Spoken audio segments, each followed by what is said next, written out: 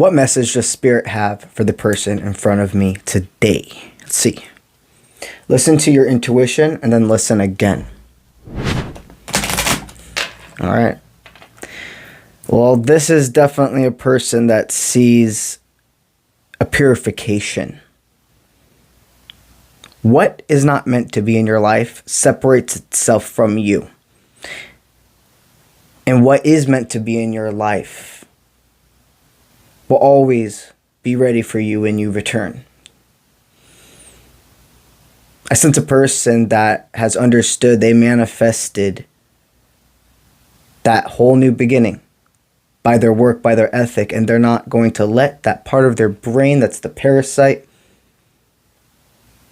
that makes them think they're always going to have a person wanting something from them go away. There's a person connected to you that still has fire burning in their heart. Cared about you so much more than they ever said in words. And I sense this connection being something that never necessarily got completely off the ground.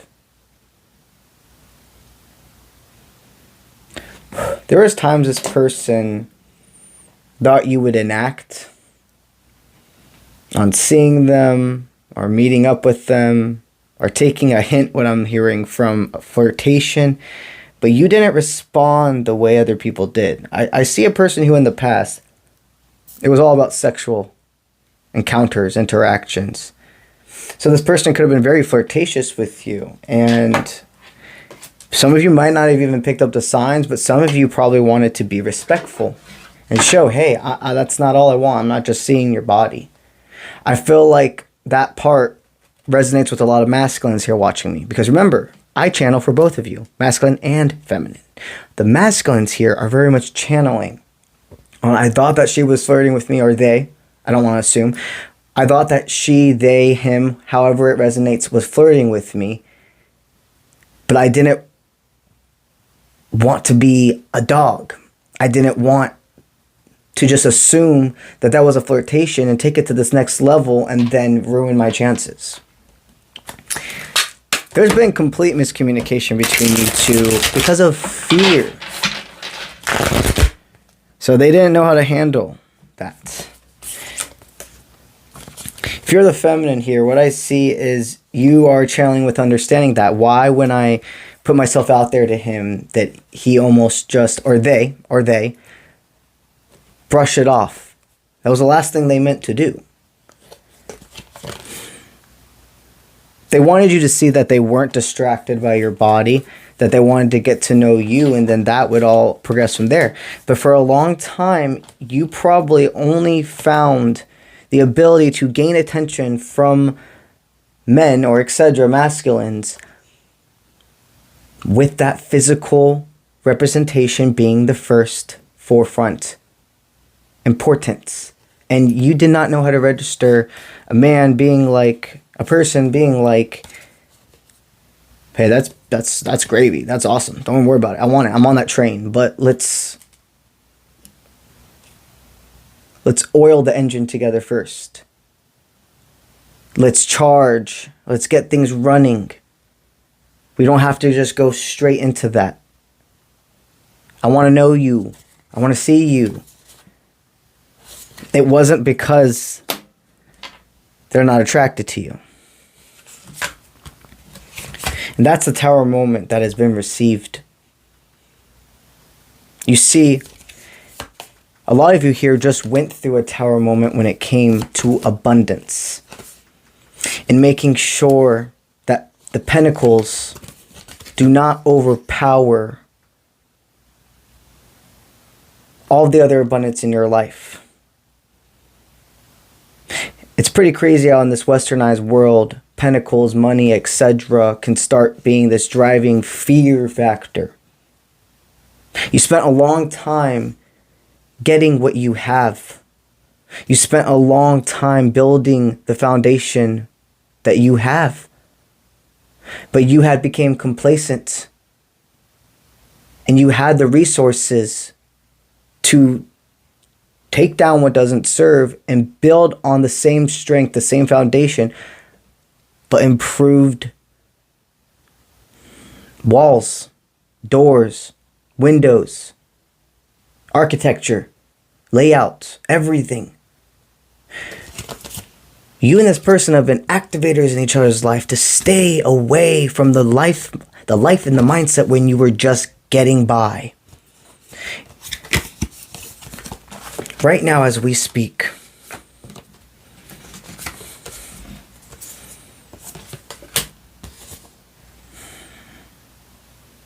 they understand what the cycle repeat really was.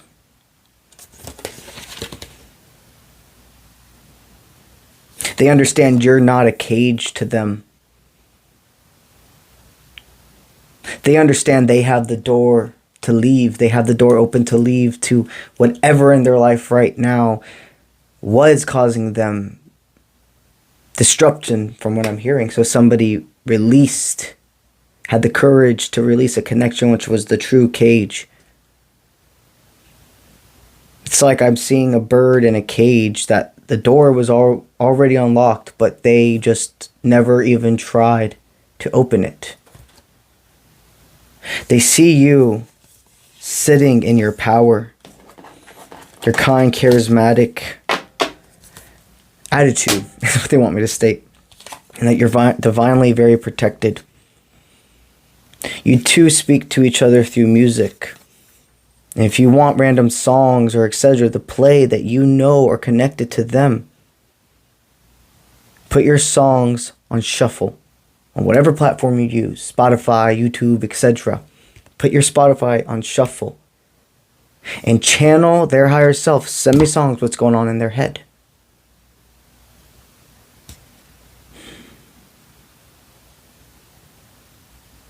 There's no way to know at this point where this is going to go. Meaning the complete end game.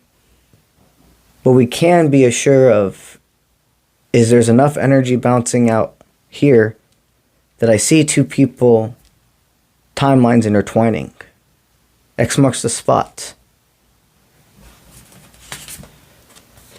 There's a complete incompletion in your story, and I really do sense the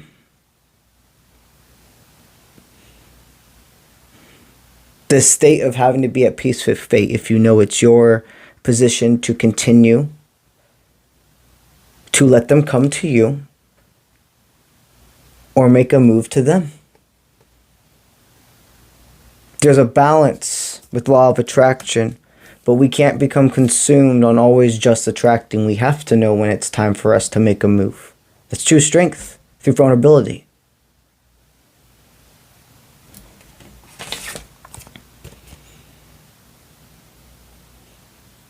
I'm being told to tell you, the person sitting in front of me. For most of you here, you know it's your spot to reach out to this person. Or not even, doesn't have to be, when I say reach out to this person, I don't mean do this crazy big thing, expressing your heart.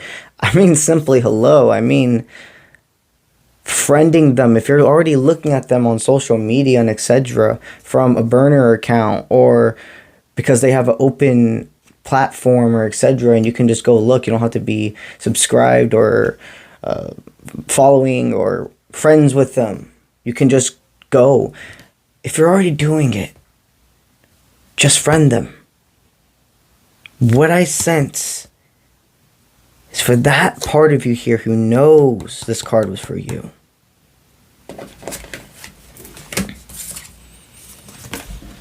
It was simply the fear of not seeing the bigger picture. The fear of thinking you could assume what was going to happen between you two. In these types of dynamics, you can't assume anything. You go with the flow. You know the only reason this person isn't reaching out to you is because they don't feel welcome to. But that does not mean they would not welcome you in with open arms.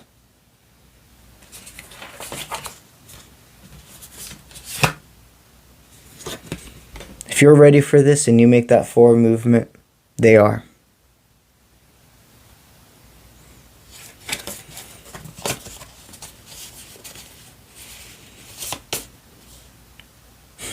I'm having just so many downloads of peace with this dynamic.